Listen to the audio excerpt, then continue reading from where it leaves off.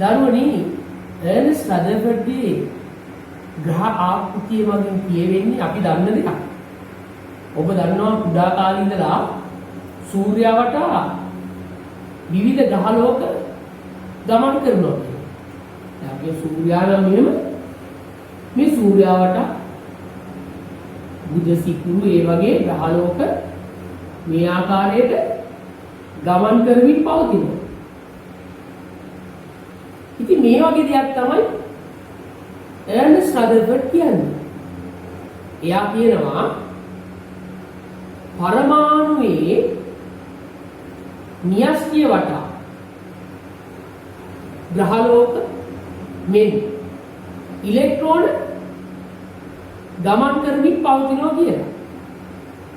ඒ කියන්නේ පරමාණුවේ ධනාරෝපිත න්‍යෂ්ටිය තියෙනවා මෙහෙම. ඒ න්‍යෂ්ටිය වටා ඍණාරෝපිත ඉලෙක්ට්‍රෝන ගමන් කරමින් පවතිනවා කියන එක තමයි මේ ආකෘතිය මගින් කියවෙන්නේ. ඒතකොට මේ තියෙන්නේ මේ වටේ ගමන් කරන්නේ ඍණාරෝපිත ඉලෙක්ට්‍රෝන. දැන් මේ පුතේ ඔබට මෙහෙම දෙයක් හිතෙනවා ධන සහ ඍණ ආරෝපණ දෙකක් එක ළඟ තියෙන්න බෑ. මොකද්ද වෙන්නේ? මේ දෙක එකිනෙකට ආකර්ෂණය වෙනවා. එතකොට මෙන්න මේ ආකර්ෂණය වීම, ඒ කියන්නේ මේ ඍණාරෝපිත ඉලෙක්ට්‍රෝන න්‍යෂ්ටි විත ආකර්ෂණය වීම වැළැක්වීම සඳහා තමයි මේ ඉලෙක්ට්‍රෝන න්‍යෂ්ටිය වටා ගමන් කරමින් පවතින්නේ. දැන් අපි දන්නවා, අපි දන්න දෙයක් ගැන අපි කතා කරමු ඉස්සෙල්ලා. අපි ගමු බෝලයකට නූලක් ගැට ගන්නවා. බෝලේ වේගයෙන් මේව කරකනවා. කරකනකොට අර බෝලේ තියෙන භ්‍රමණය වන වේගය නිසා අපේ අත ඉවතට ඇදෙනවා. එසේනම් වෘත්තාකාර පතයක ගමන් කරන වස්තුවක් මත බලයක් ඇති වෙනවා කේන්ද්‍රින් ඉවතට. කේන්ද්‍ර අපසාරී බලය. එසේනම් අපි ගමු මේ අවස්ථාවේ මේ ඉලෙක්ට්‍රෝනය කියලා.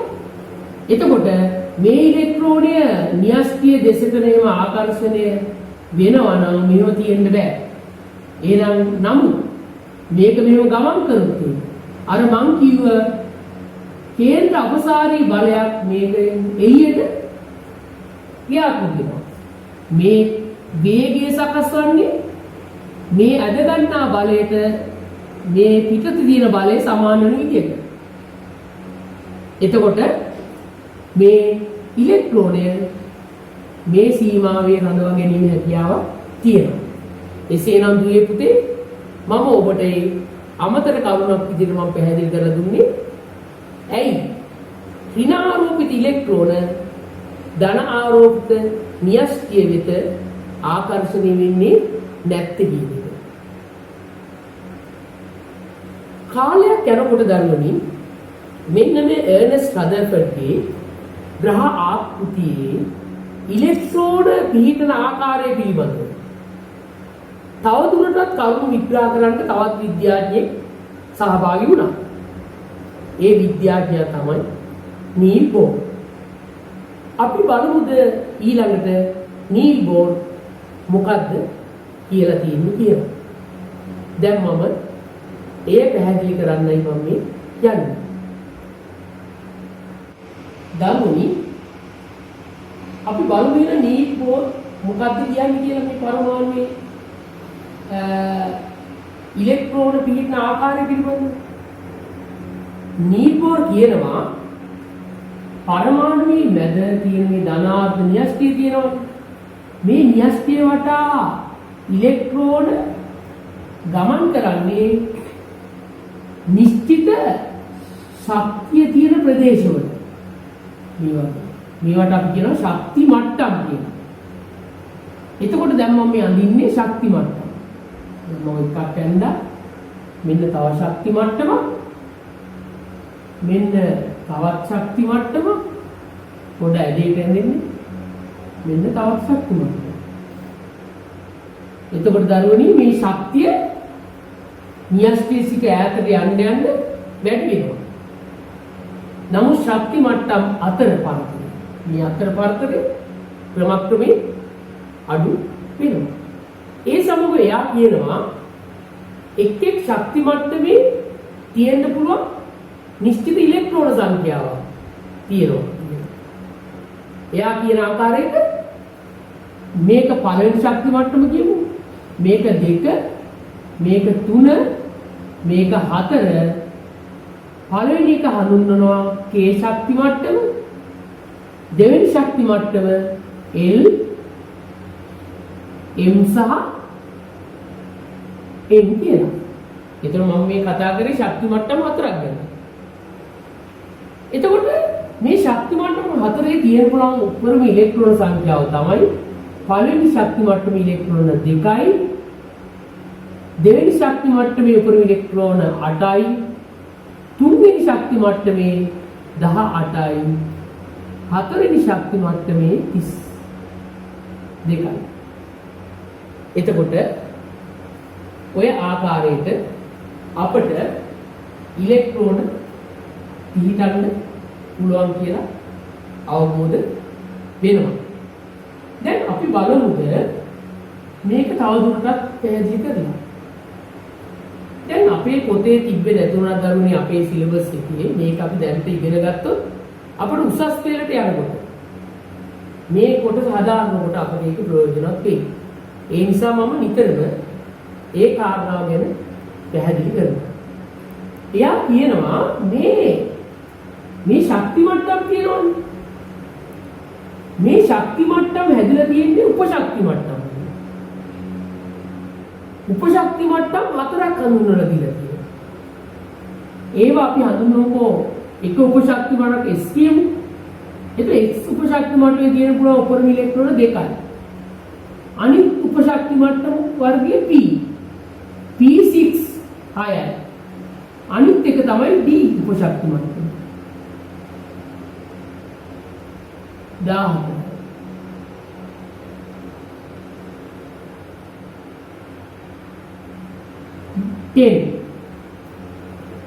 F14. එතකොට මේ ආකාරයට ශක්ති මට්ටම් හැදිලා තියෙන්නේ මෙන්න මේ කියන උපශක්ති මට්ටම් වලින්. ඒ අනුව පළවෙනි ශක්ති මට්ටම මේ එක ශක්ති මට්ටම හැදෙන්න දායක වෙනවා S කියන උපශක්ති මට්ටම. එසේ නම් දරුවනේ S වල තියෙන්න පුළුවන් ඉලෙක්ට්‍රෝන 2යි. ඒ අනුව තමයි අපි කියන්නේ පළවෙනි ශක්ති මට්ටමේ ඉලෙක්ට්‍රෝන 2ක් තියෙනවා කියලා. ඒ වගේම දෙවෙනි ශක්ති මට්ටම හැදලා තියෙන්නේ උපශක්ති මට්ටම් 2කින්. S සහ P. එහෙනම් මෙන්න S ඒක ඉලෙක්ට්‍රෝන 2ක් තියෙනවා. P වල තියෙනවා ඉලෙක්ට්‍රෝන 6ක්.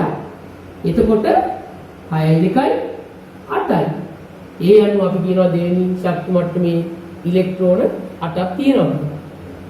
තුන්වෙනි ශක්ති මට්ටම සෑදෙන්න දායක කරන උපශක්ති මට්ටම් 3ක්. S, P සහ D. S වල 2යි, P වල 6යි, D වල 10යි. ඔක්කොම වෙනවා 18ක්.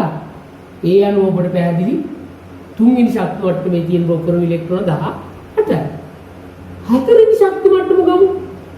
ඒකේ තියෙනවා උපරිම උපශක්ති මට්ටම් S, P, D සහ F.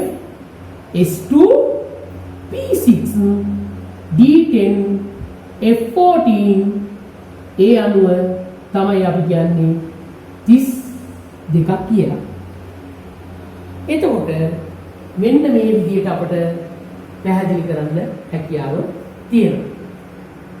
ඒ අනුව මම ගත්තොත් මේක අපි ගමුකෝ ශක්ති මට්ටම්.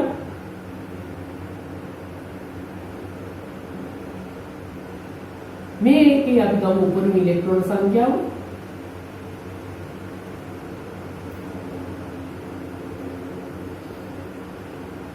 එතකොට K, L, M, N.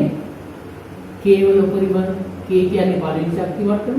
L2 M3 N4 මේක 2යි දෙවෙනි ශක්තියට 8යි තුන්වෙනි ශක්තියට 18යි හතරවෙනි එකේ 32යි.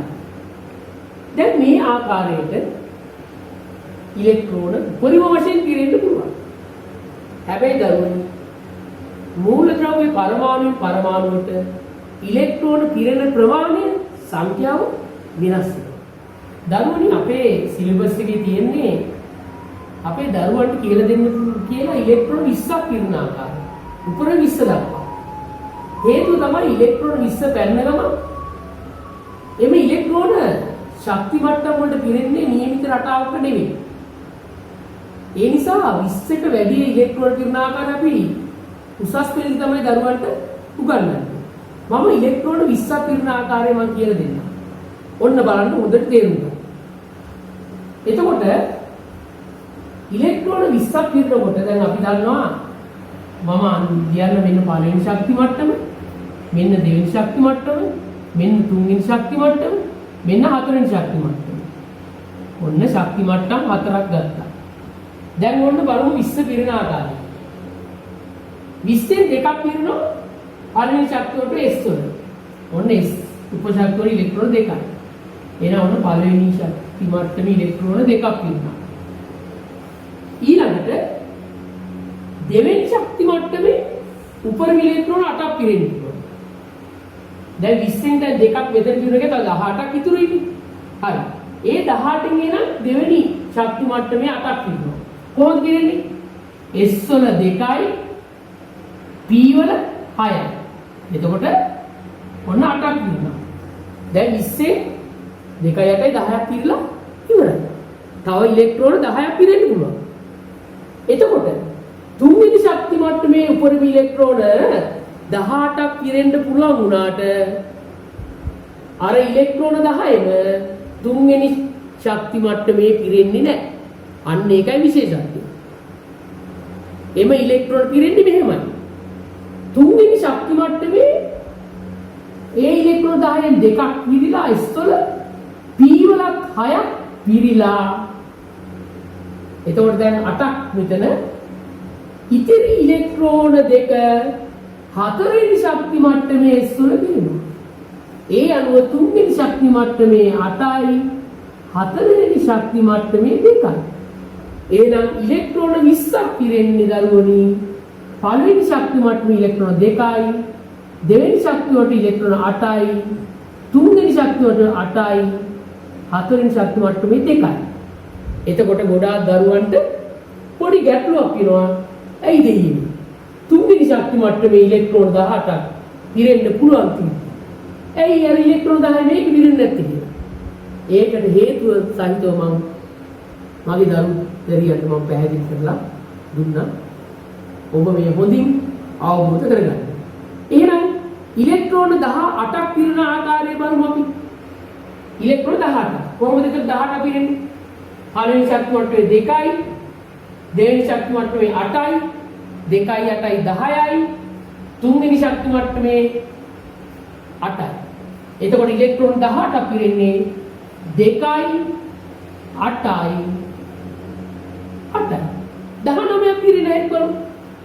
19. පළවෙනි එකේ 2යි, දෙවෙනි එකේ 8යි, 2යි 8යි 10යි. තව 9ක් පුළුවන්. ඒ 9න් මෙතන 8ක් පුළුවන් තුන්වෙනි එකේ. එහෙනම් තුන්වෙනි එකේ 8යි, හතරවෙනි එකේ පිරෙන්නේ එතකොට 1යි. ඊයන් කොහොමද ඉන්නේ? 2 8 8 1. ඒ අනුව මම ඔය දුවල පුතාලට පැහැදිලි කරලා දෙනවා. පරමාණු කිහිපයක එක් ශක්ති මට්ටමේ ඉලෙක්ට්‍රෝන පිරෙන ආකාරය. අපි බලමු මේක. ගරුණි හයිඩ්‍රජන්. හයිඩ්‍රජන් තියෙනවා ඉලෙක්ට්‍රෝන එකක්. පරමාණු ක්‍රමාංක කියන්නේ ඔබ දන්නවා න්‍යෂ්ටියේ තිබෙන ප්‍රෝටෝන ගාන. ඒක ප්‍රෝටෝන ගාන අනිවාර්යයෙන්ම ඉලෙක්ට්‍රෝන ගානට සමාන වෙනවා උදාසීන පරමාණුවකට නම්. ඒ අනුව තමයි පරමාණු ක්‍රමාංකය එක නම් ඉලෙක්ට්‍රෝනත් එකයි. එතකොට ඒක පළවෙනි ශක්ති මට්ටමේ පිරෙනවා. දැන් අපි අතරින් පතරින් ගමු. නයිට්‍රජන් පරමාණු ක්‍රමාංකය 7යි. ඒ කියන්නේ ඉලෙක්ට්‍රෝන 7ක් තියෙනවා. කොහොමද ඒ 7 පිරෙන්නේ? K ශක්ති මට්ටමේ 2යි L වල 5යි. 2 5. නියෝන් වල බලන්න. නියෝන් වල 10යි පළවෙනි ශක්ති මට්ටමේ 2යි දෙවෙනි ශක්ති මට්ටමේ 8යි. එතකොට අපි දන්න ආකාරයට දැන් දෙවෙනි ශක්ති මට්ටමේ උපරිම ඉලෙක්ට්‍රෝන 8ක් පිරෙන්න පුළුවන්. එතකොට දරුවනි දැන් මතක තියාගන්න මෙන්න මේ නියෝන් වල පිරෙන්න පුළුවන් උපරිම ඉලෙක්ට්‍රෝන සංඛ්‍යාව පිරලා තියෙනවා. එතකොට මේ ආකාරයට ඉලෙක්ට්‍රෝන පිහිටන ආකාරය පෙන්වීමට අපි කියනවා ඉලෙක්ට්‍රෝන වින්‍යාසය කියලා. අවසාන ශක්ති මට්ටමේ උපරිම ඉලෙක්ට්‍රෝන පිරී ඇති විට අපි ඒවට කියනවා ස්ථායී වින්‍යාසය. නැත්තම් ඒවට අපි කියනවා උච්ච වායු වින්‍යාස කියලා. අපි බලමු තවත් එකක් බලමු. මේ බලන්න. ඒ අනුව මැග්නීසියම් පරමාණු ක්‍රමාංක 12 ඉලෙක්ට්‍රෝන 12යි. කොහොමද 12 පිරෙන්නේ? පළවෙනි එකේ 2යි, දෙවෙනි එකේ 8යි, 2යි 8යි 10යි 2යි 12යි. මේ 17 පිරෙනාට බලන්න. ඉලෙක්ට්‍රෝන 17. පළවෙනි එකේ 2යි, දෙවෙනි එකේ 8යි, 2යි 8යි 10යි, එහෙනම් තුන්වෙනි එකේ 7යි. 2 8 7. එතකොට දැන් අර මම කීවා දරුවනේ ස්ථායී වින්‍යාස. ඒතකොට ස්ථායී වින්‍යාස ගත්තාම මෙන්න බලන්න. ආගම AR පරමාණු ක්‍රමාංකය 18යි, ඉලෙක්ට්‍රෝන 18යි. කොහොමද පිරෙන්නේ? පළවෙනි එකේ 2යි, ඊළඟ එකේ 8යි, අවසාන එකේ 8යි. එහෙනම් මේකත් ඇවිල්ලා ස්ථායී වින්‍යාසයක් විදිහට අපිට සලකන්න පුළුවන්. මේ මෙතනත් බලන්න. නියෝන් පරමාණු ක්‍රමාංකය 10යි. පළවෙනි එකේ 2යි, අවසාන එකේ 8යි. අවසාන එකේ 8යි ඉන්නේ උපරිම දෙවෙනි ශක්ති මට්ටමේ.